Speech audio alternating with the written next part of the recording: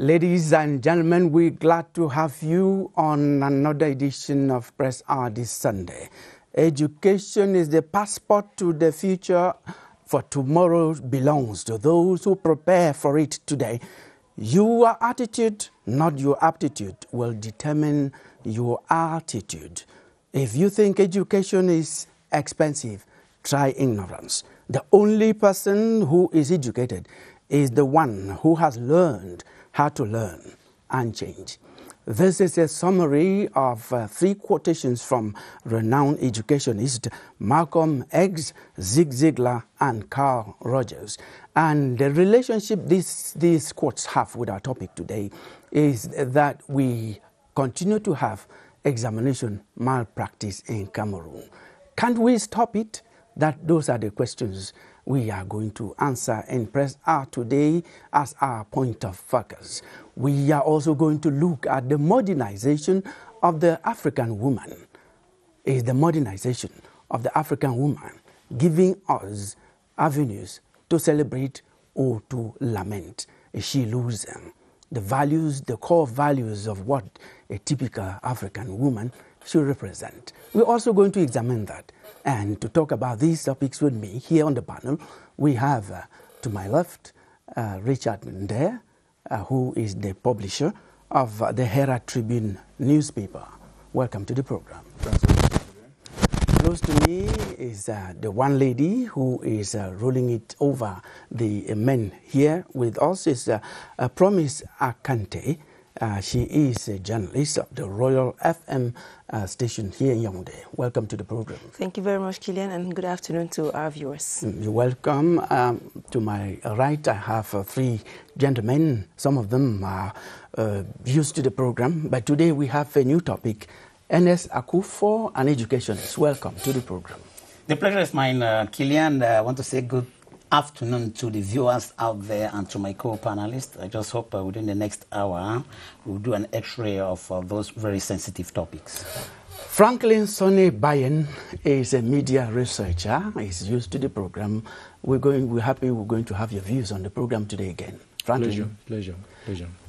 Jude Viban. Jude Viban is the national president of the English-speaking journalists in Cameroon. He also is a reporter for Action newspaper. Welcome to the program, sir. Killian, thank you for having me, and good afternoon to our viewers. As you can see, the panel is rich and diverse to handle the topics that we have on hand.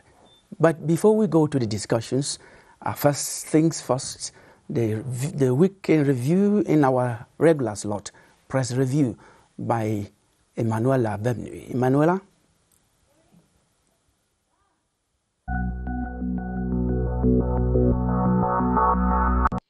The fire incident at the National Treasury got media practitioners nosing for its root cause. The Eden writes, fire guts National Treasury accident or criminal act. To the Sun, fire consumes Yaoundé General Treasury, but Finance Minister says no cause for alarm on the Guardian Post.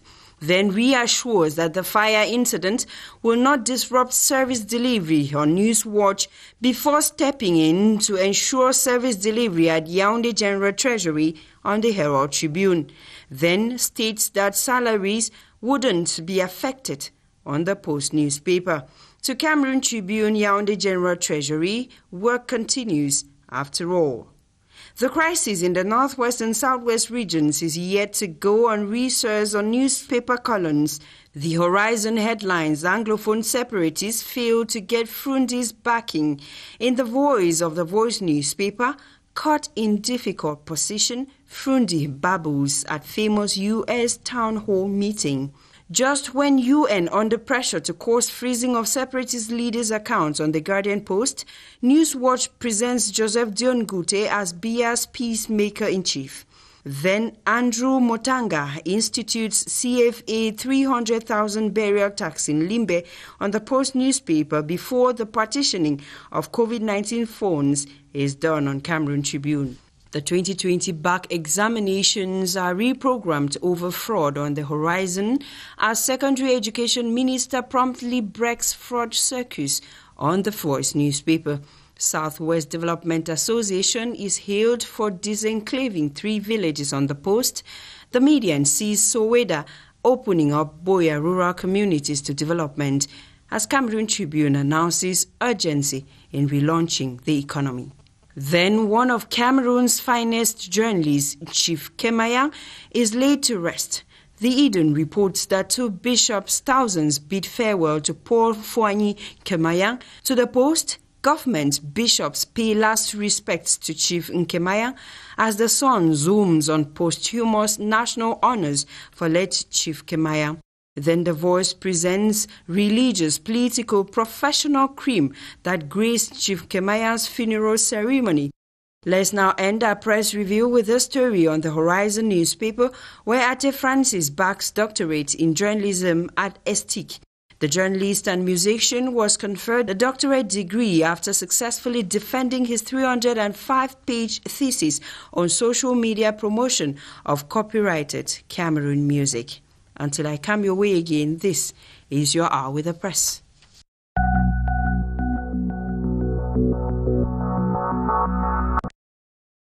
Thank you very much, Emanuela. We are waiting for you on our way again next Sunday for another edition of the program.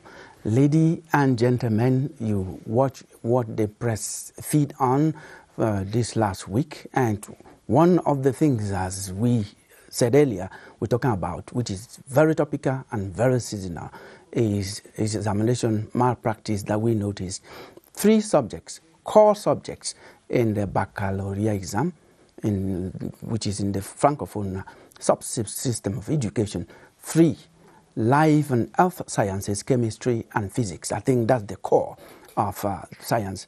They leaked, these 3 subjects leaked, and fortunately, the hierarchy of secondary education was so prompt in discovering and breaking the chain, cancelled the subjects, and they have been rescheduled. I think, Richard, the first thing we note is that was, it's bad for that to happen, but it's also good that it was discovered early enough and prompt action taken. Indeed, Kilian, I think the minister was very, very prompt in responding after that leakage. Unlike, sometimes until the results are out before you know that there was some examination malpractice, where you see students being suspended or a center being suspended. I think for the minister to have come on very, very fast to preempt, this particular examination malpractice, I think it's a very good move. And it's a wake-up call for educationists, for parents, and even the children to know that, you don't exercise a kind of a bad example because you want to go to pass an examination. We'll come back to you. We're going to discuss that. It's a focus for today. Promise. He was talking about a wake-up call. I think that wake-up call, the leakage, also was a wake-up call to the secondary education authorities to make sure that it doesn't extend, to be firmer in some of these things. Exactly, because it is true that it is good to solve the problem, but it is better to prevent it. What caused the leakage? How did it leak? Because normally we are told that examination papers are sealed. When we're writing the exams, it was brought to the hall like it was sealed. It was showed to us that these papers have not been opened anywhere. It means that there has been a leakage from where it was printed to where it was packed, to where it was stored, before it being taken to the classrooms. And that is where the problem is. Who are those who print out these papers? Are they trustworthy? Are they not hungry? Because if they are hungry with a few banknotes, they will sell out those questions. So it means that those teachers who are in charge of printing those questions should not be hungry, so that they should not be bribed to leak out these questions. Okay. And those who are in the chain of between the printing house and the different examination centers should be people of confidence. That's a simple preventive measure before thinking of solving it because it has already leaked. Ernest Akufo, you are the educationist. I will come back to you. You are the one who will give us more statistics on this. Crossing to Franklin, Sonny Bayen, she raised an issue here that people should not be hungry. Hunger and ethics, how do they go? Must you break ethics because you are hungry? Okay, I would just first of all say that it's surprising that we are surprised that the examination leaked. I used to know something they used to say, l'eau a coulé. So I'm asking, est-ce que l'eau s'était arrêtée à couler? Are we really sure that, because sometimes it's the scale that makes it get alarming, are we sure that the leakage had stopped? Okay, if it had stopped, she raised something and I found it wonderful, but then the question also is that you should have trustworthy persons between the printing press and the examination centers. And she says people within that chain should not be hungry. I don't think it's hunger. I don't think it's poverty that's the problem. I think it's, you raised it, integrity. There are people who, however much they have, they will not compromise certain values. You heard about a state official who was embezzling billions of CFA every month. I'm not sure he was hungry to continue stealing that money. So it's a matter of ethics. Yes, his ethics, his integrity, his greed. So greedy persons, however much they have, they would do it. People without a sense of values, whose value system is corrupted, won't stand up to anything, even for a little. People who can be bribed, people can have so much and say be bribed for 500 francs. I think it's a matter of the values. But I also think that the ministry is not so much involved in examinations. It's the backboard now, and I'm sure the GCA board, we're going to talk about it too. They should set certain benchmarks and certain safeguards to be sure that the examination is safe. I used to know back in the day when this was before the backboard came, that besides examination leakage, there was the marking. And it was just a mess. Okay, we're going to come to that. We are still at the reaction of the minister that was so prompt. Jude, this is something which we must admit it must have caused the authorities to be more vigilant, extending to the rest of the exam. The example you said, it happened in the back. Franklin is saying, probably it has not stopped, but the scale has come again this way that is so serious that we have to talk about. Jude, it's something praiseworthy that this signal has come up and a whole center or centers are not going to be suspended because few people committed a crime one way or the other. Yes, it's praiseworthy that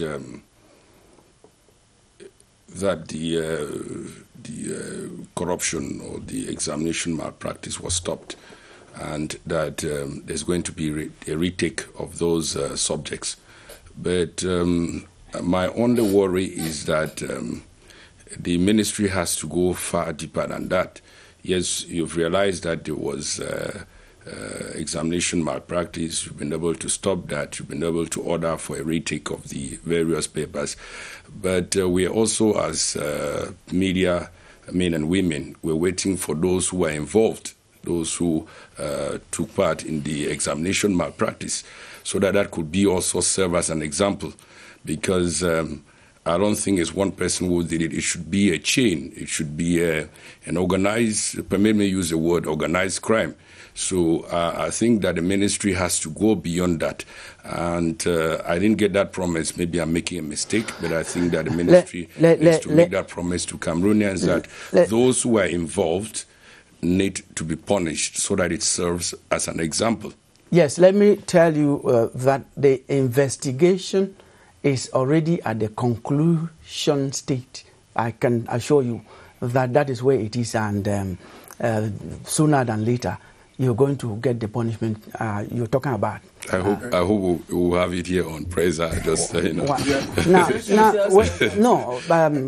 talking about the investigation is already at the conclusion phase. We are aware that it is the principal of the center, or who manages the center, who leaked out those particular subjects. Well, so what investigations are we waiting when it's already established that it is the chief of center That is a lead. What you're talking about is a lead.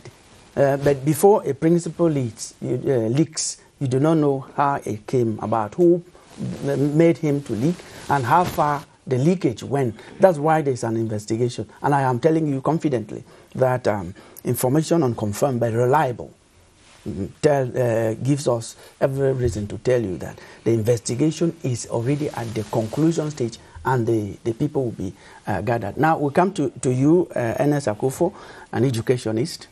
Yes. Tell us, Franklin was saying it has not stopped. It's just that this time again it came in a very big way.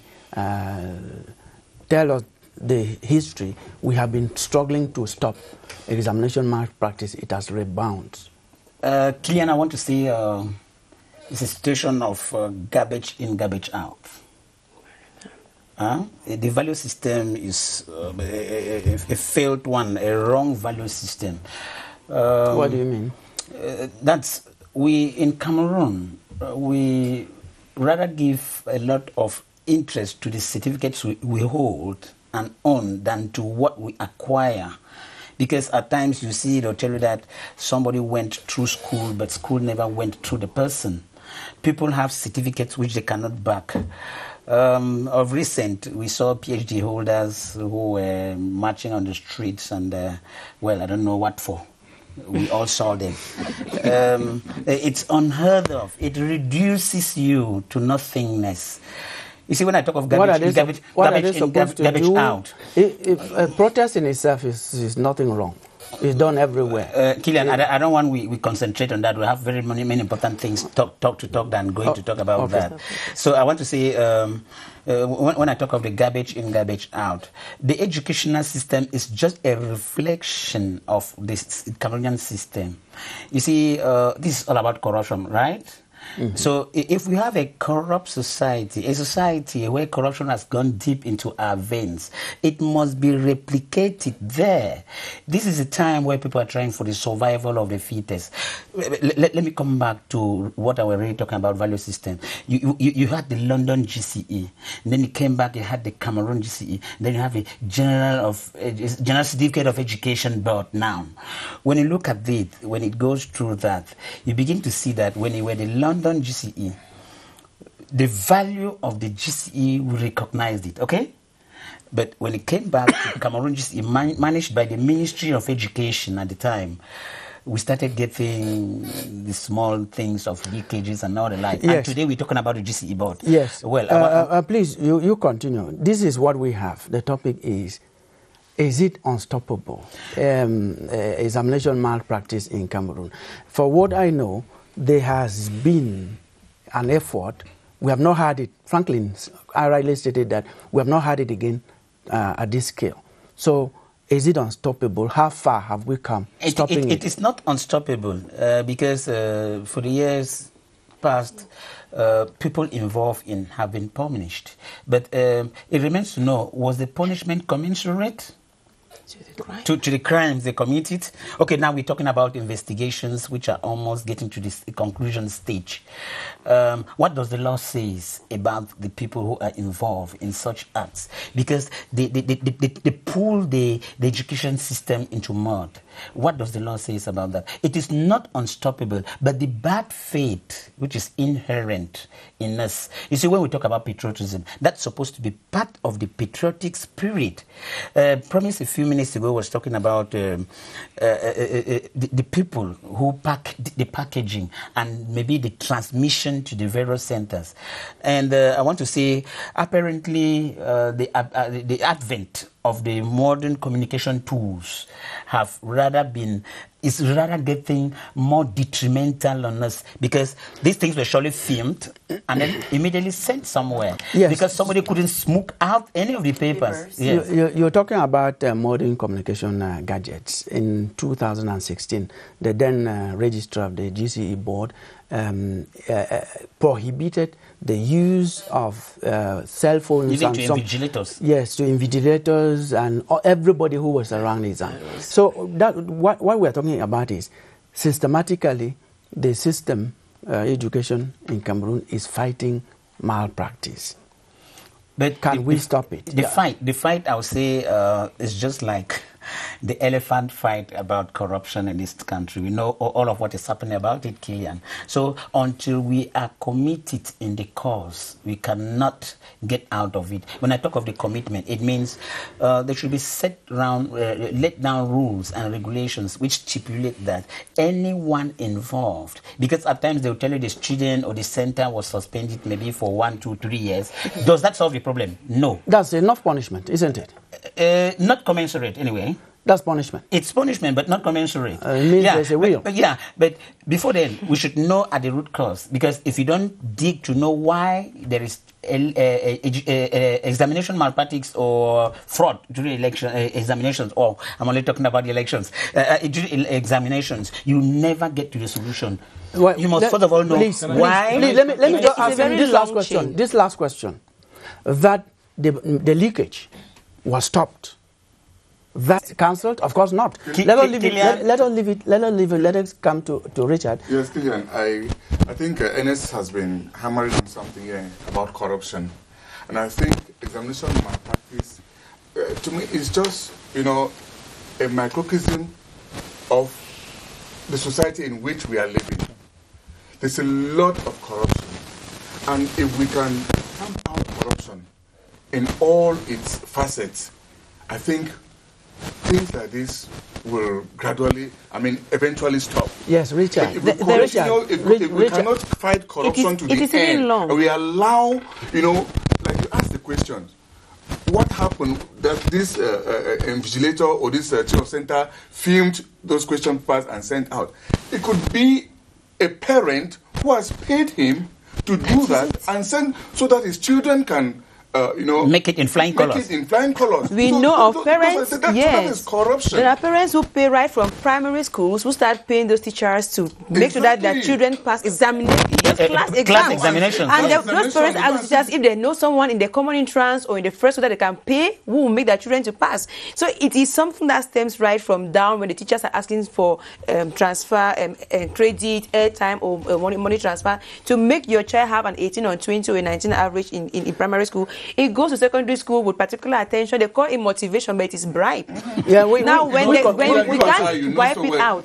Promise, you and I know so well in our days when we had, when we were asked to present handwork, you actually do something. Brooms, bamboo chair, clay pots. But today, it is given in the form of money. That is corruption. Because when you bring 100 francs in the place of a broom, you have 10 on 10. Let us talk about corruption. We agree. In the examinations. It has been agreed by even the highest authority of the state that there's corruption, and the fight against corruption we know. How it's being fought is not what we are talking about here. But we are limiting our discussion to malpractice in the examination. Let's not go. The simple fact that was discovered and stopped Jude. Can I just say now? And reduced. Can it be stopped? Can I answer that? Go ahead. That is the question. If you ask the late Anomango this question, if you ask Professor Chumbo, who is alive, I don't want to talk about rigor and moralization on the one hand, which we can evaluate, and new ethics that never came to power, and Damjaya has died. I hope he didn't die with it. I hope that his party can continue propounding new ethics. I leave it with someone who is alive. I was in the University of Boya, and I saw a movement called the Moral Rearmament Movement, which I understand was Anomangu's initiative in Cameroon. I don't know where it came from, but without Anomangu, Professor Chumbo was carrying on with it. I think we need moral rearmament in this country because I talk about the value system. You know what happens? People don't measure anymore by how well you perform your role in the position you are, but in how much you make out of it. When appointments are made, people are saying, is that position lucrative?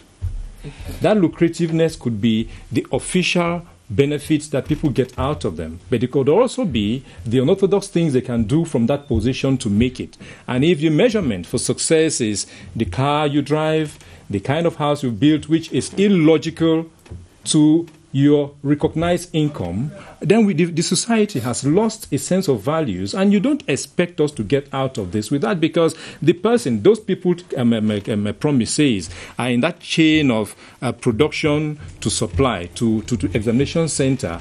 Each one of them is looking at how can I use this position to make something for myself. And you know that society is very unkind to people who used to sit on a gold mine and didn't show off gold. Yes, Jude, you listen to that. How can we then, given that we know that the chain is long, how can we control malpractice, examination malpractice? I think a lot of things have been said, but it's a continuous fight because no matter how much rearmament or how much value system we keep on upgrading, we are doing that just because we know that there are people who are going to be unorthodox. We're doing that because we know that there are people who are going to be lazy. We know that we're doing that because we're still going to have some moral germ among us. So where I see the bigger problem, it starts from the home. You know, people are not the people don't see the truth in its various forms as it's supposed to be. How do you hold a certificate that you know that you cheated in order to have this certificate and you freely present it somewhere, and you are given an opportunity which was supposed to be for someone who actually did the work? There was some time ago. You've talked about the home, because I say how can we control? You started with the home. Do we have some other areas where? Yes, you have the home. You have parents, like they've already said. You have parents who pay for exams. You have. Let us tell our children that it is okay to try very hard and fail and try again. That there's nothing wrong with it. I'm sitting here today. I repeated Form 4. Because my father told me that it is okay for you to repeat. You were not steady. And I took the lesson. And from there on, I went on. If I tell some people, they will never accept that I actually repeated Form 4. But my father told me that it was okay to repeat. And he gave me all the support that could help me to be able to move on. So let us start by telling our children back at home that it is okay not to succeed. That is moral rearmament. Yeah, that is home. What other level do we have to control corruption? That's home. It is also at the level of teachers. If the teachers are trained for real, you don't just teach a certificate and you start teaching. If the teachers are trained, and one of their courses should be civics. I don't know if you call it now citizenship, so that you have some values. You know the ethics and the deontology of your profession. You know what you should not do, because those young minds, they depend on you. They are like sponges. Whatever you put them inside, they'll absorb. If you put them inside corruption, they are going to grow up like that.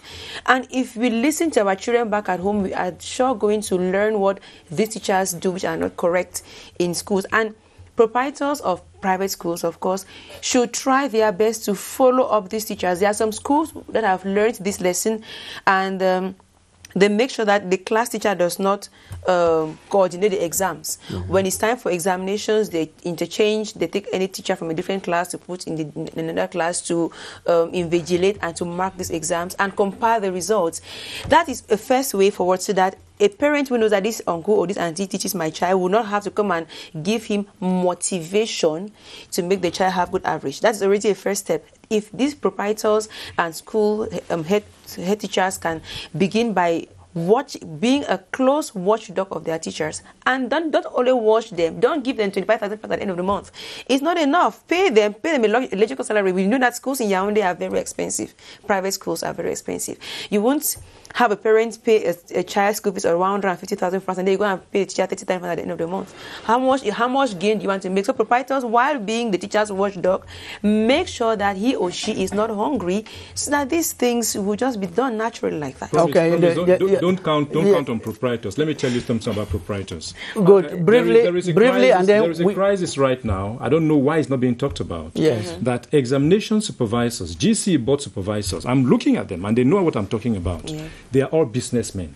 They are businessmen, and they cut deals with school proprietors, especially private schools, that want to score high in the GC because they use it as a marketing chip to get more students coming there. And they cut deals that make the examination supervisors, the superintendents who come from the GCE board, are most often corrupt.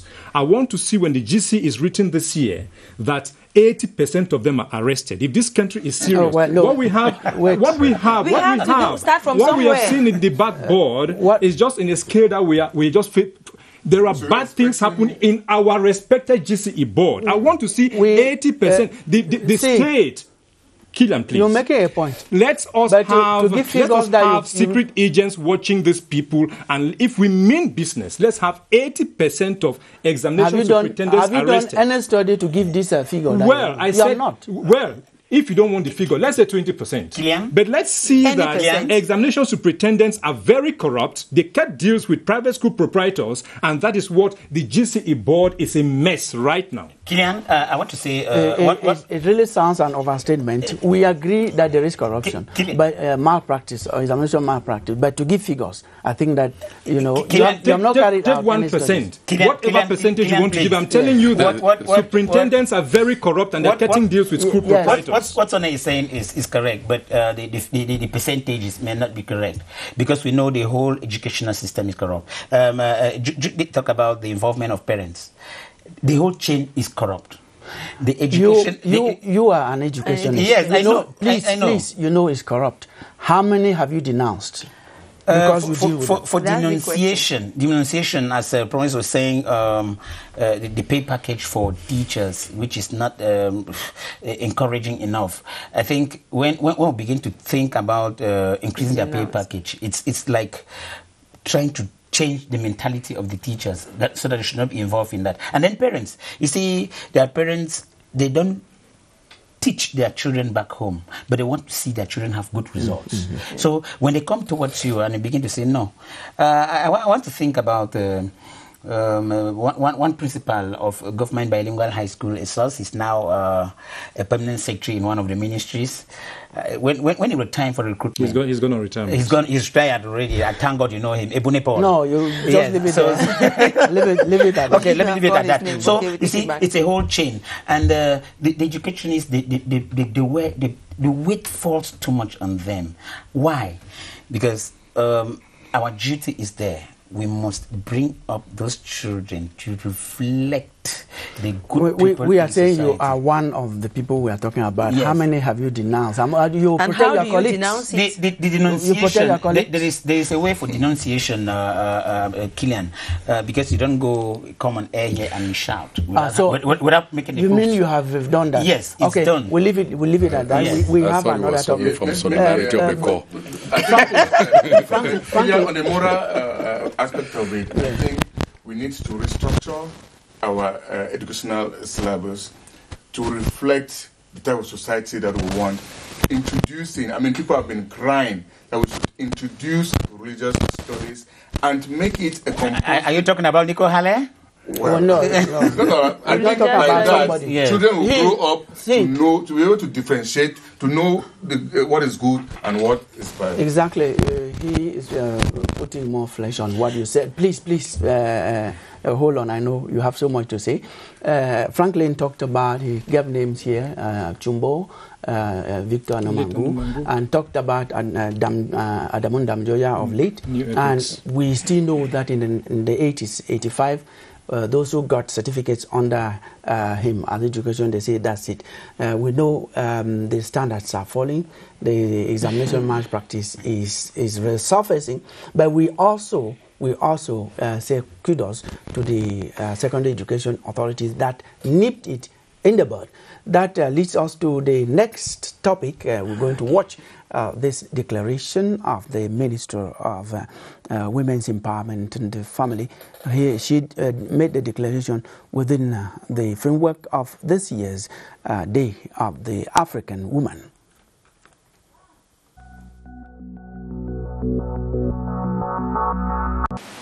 The African Women's Decade 2010-2020 is coming to its end. The balance sheet of actions undertaken in order to meet the set objectives are quite satisfactory in our country. Among these are the reinforcement of the national legal framework of gender equality and women's empowerment and gradual alignment of the said framework with the CEDAW. The empowerment of women's access to decision-making. In this domain particularly, the current government has 11 female ministers. The Senate has 26, National Assembly 61, municipal authorities 37. We can also express our satisfaction with increasingly number of women in positions of responsibility, be it in public administration, diplomacy, territorial administration, or judiciary instances. The private sector has also witnessed a significant improvement. The improvement of school enrollment of young girls across the national territory. The fight against discrimination and gender-based violence. The strengthening of women's economic power, notably in rural milieu, and improvement of lateral schools to basic infrastructures, land acquisition, and funding. The promotion of female entrepreneurship. The reinforcement of women and girls' access to training, to information and communication technologies, to digital economies. These achievements and others, many others, are contained in the country report of the implementation of the African Women's Decade that will be made public in due time.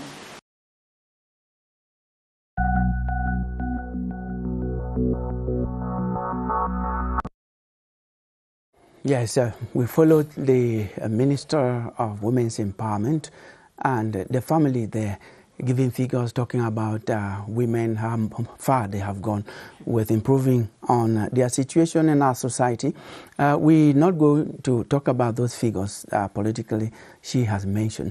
We are going to narrow it down to the African woman, the values that went with the African woman. Is the modern society modernizing the African woman, making her lose some of those core values, values such as dignity, values like education of the children, values like dressing, the dressing manner which a woman used to dress in Africa, and the relationship between the wife and husband. Are these values still there? That's what we're going to talk about in this second segment of Press R. We're going to start with the one lady that we have here. Do you feel that you are abandoning, as an African woman, abandoning some of these values that were dear to First Africa? of all, I've not abandoned my dressing as an African woman. I still dress as an African woman. I just love everything about my African woman dressing.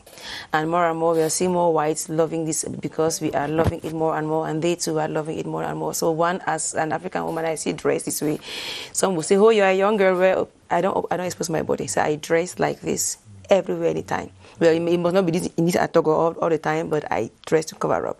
That's one thing. But I'm not comfortable with the fact that people say that. Yeah, let's talk again about dressing. Okay, about dressing. Okay. Are you saying that I will not see you there outside in a tight-fitting jeans? Killian, I will put you to a challenge. You can try for 366 days. You try and see me. You will not find me anything like that. Let me say, and I'm one of those persons who really get very angry. I approach young girls on the street and tell them, like, what you're doing, you are not being a woman, because exposing your body does not make you a woman. If you cook your good food and you allow it open and flies come to there, it's no longer going to be good food. So I tell young girls that. There you come from. I'm a young girl, of course, but I tell young girls that.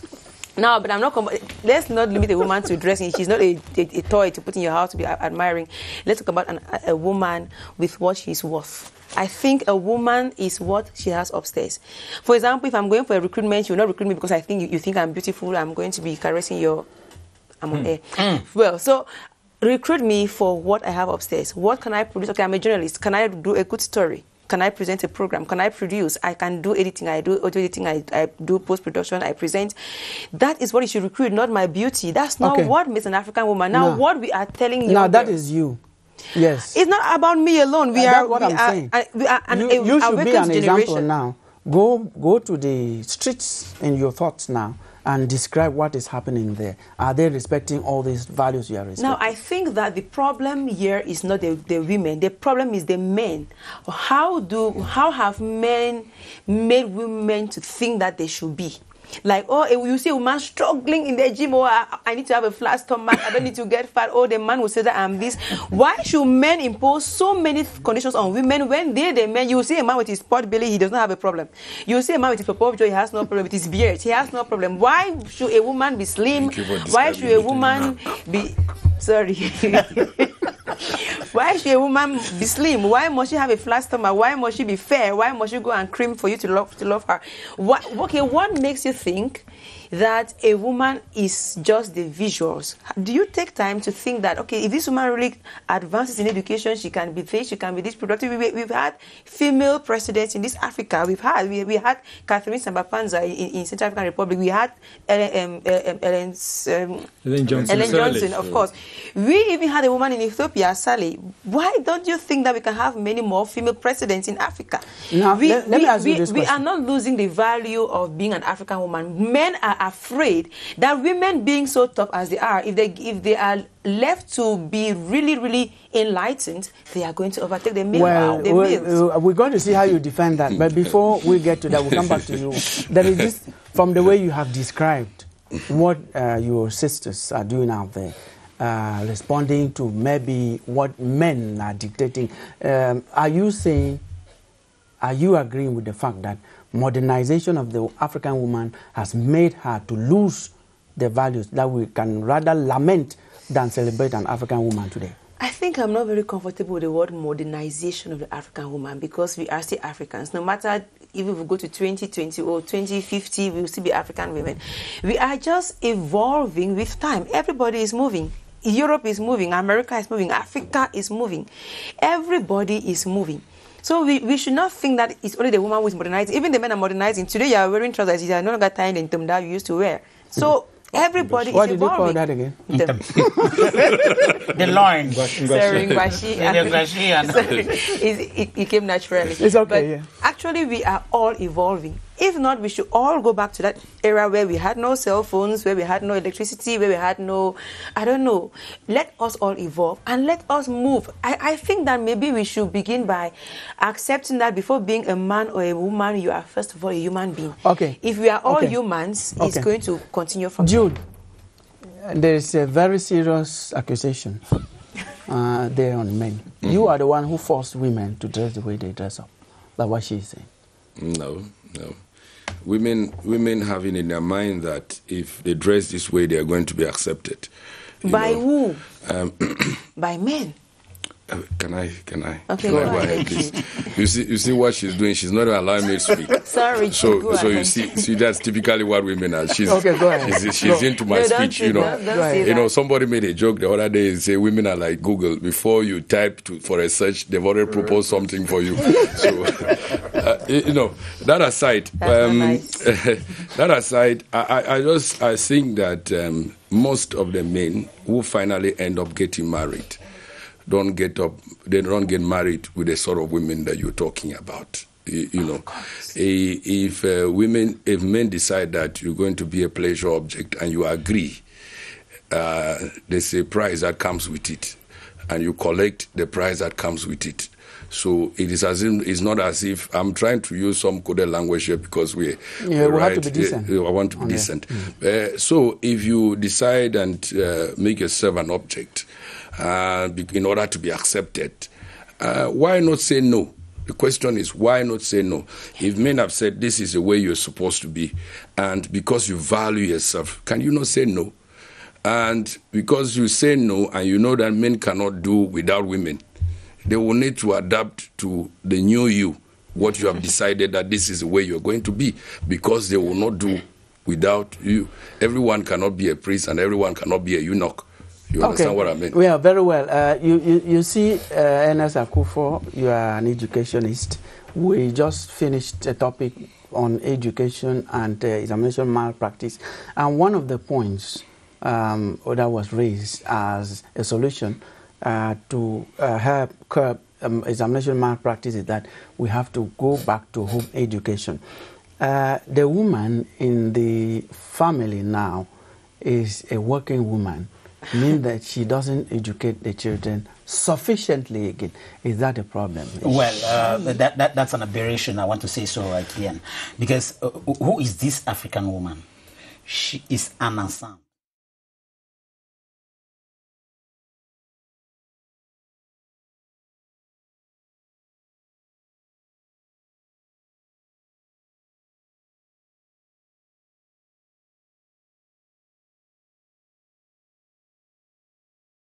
More at home with the children? No. What percentage is that? Yeah, because a few minutes ago you asked Sonny that he was maybe doing an exaggeration. Let's take how many Africans? Okay, because if you take for instance, we heard the minister a few minutes ago giving the statistics of women in post of responsibility. Oh, we have 11 female ministers. When you look at the Beijing Platform for Action of 1995. You see, it was talking about the woman and education, the woman and the economy, the woman and health. When they talk about woman and education, it means that woman, she must be educated because she will in turn educate her children. Because since the men, we are always going hustling, bustling, because when you say most of the women are not back home, well, amongst maybe 1 million, 950 are back home, and then 50 are managing somewhere. I didn't give a figure. I don't know how you came about it. See, Franklin.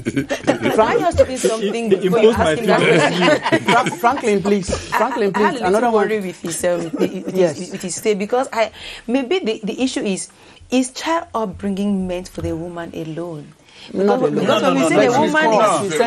say the woman is no longer at home to take care of and educate a child, it's like when the woman is not there, the man can also play the child. We don't have naturally the sole responsibility of the woman. No. Because when you hear the talk of mother tongue,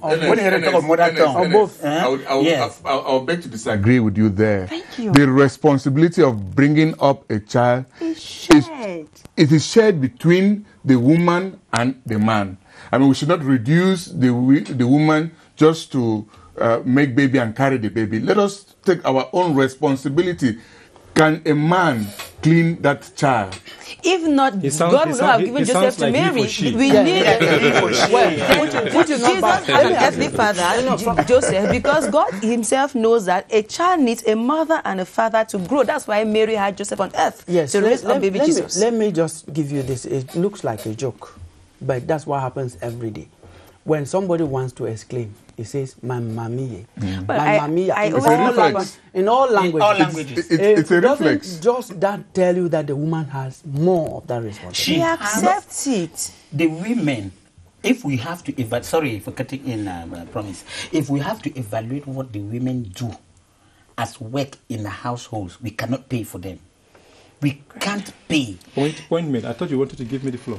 Yes, you have the floor. You have the floor, and this is the question. This is the question I wanted to ask, still relating to the modern African woman who works more than do some other things. Has one of the values is the care that a woman has to take of the husband. A woman, typical woman who works, leaves the house sometimes at 6, 7, comes back at 8, 9 evening. Can that woman give the attention she's supposed to give to the husband? That question.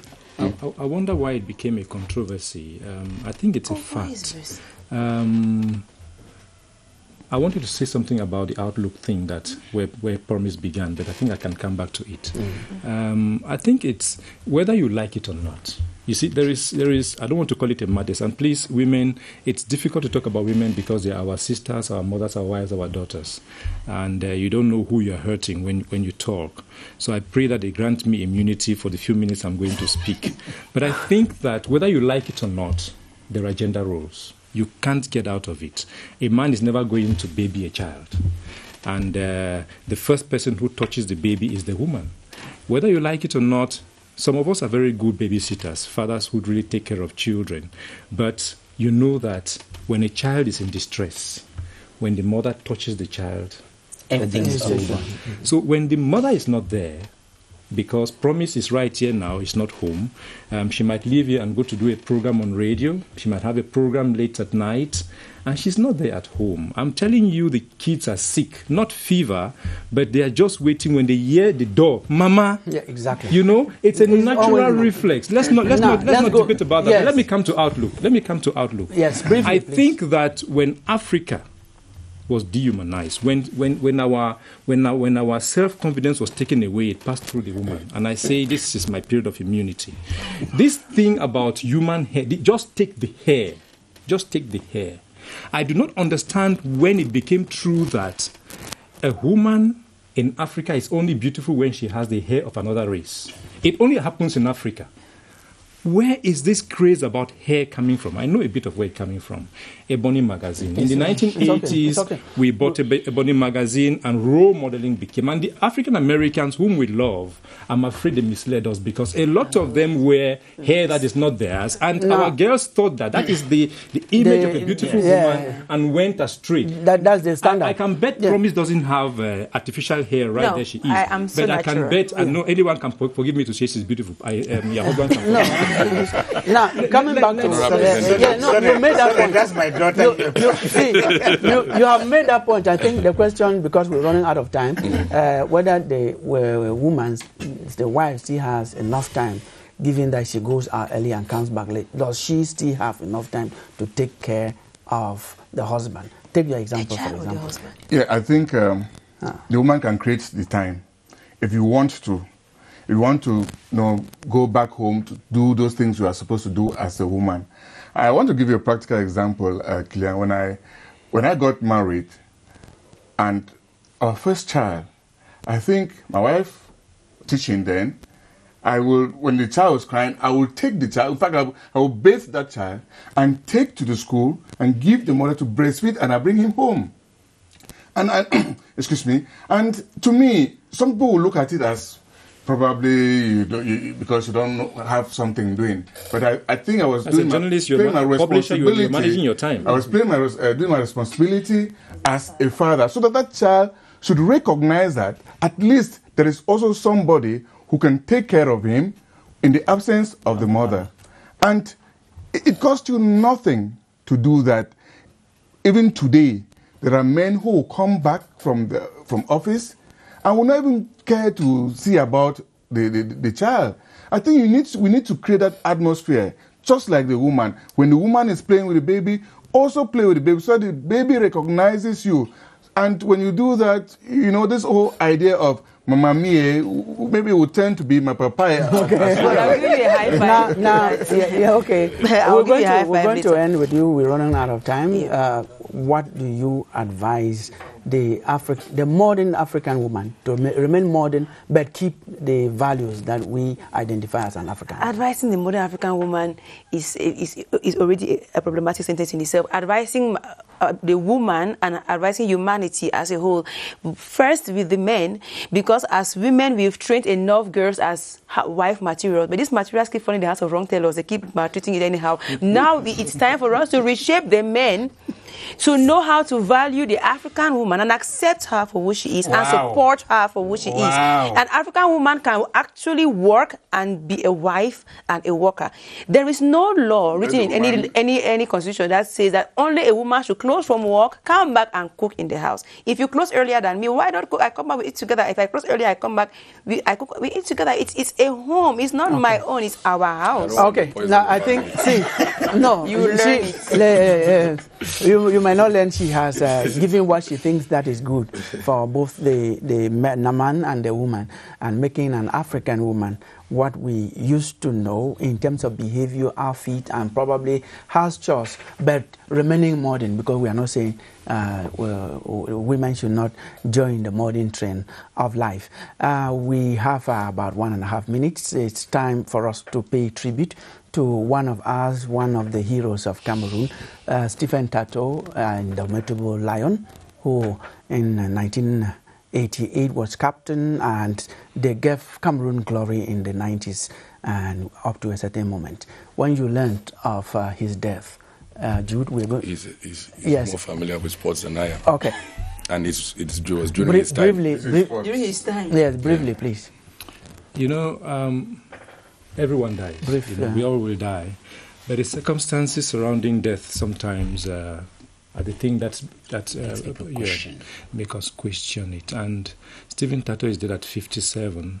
Somebody joked somewhere, they say you do sports to live long. But people who don't do sport, who are only their own sport is collecting money from somewhere doesn't belong to them, are living too long for the good of others. So what I'm trying to say is Stephen Tato was a hero. We learned in civics, in primary school, there are rights and responsibilities of a citizen. I think Tato played, he gave his all in his responsibilities. He gave all he could to the nation. Thank you very much. The nation has not given it back to Tato Stephen. Yes. He vegetated slowly. He was not evacuated, was not given any care. Exactly. And he died. Yes. And I hope they will not bring a medal. A time is up. That's not for you. You said, I think I want to compliment Frank to say that I think the attention that he needed at the sick bed was not given. Even when I listened to a report that even at the mortuary there was no official from FECA food from the Ministry of Sport, it was just the family member. I think the type of treatment that was given to Tato, I think, was not the best.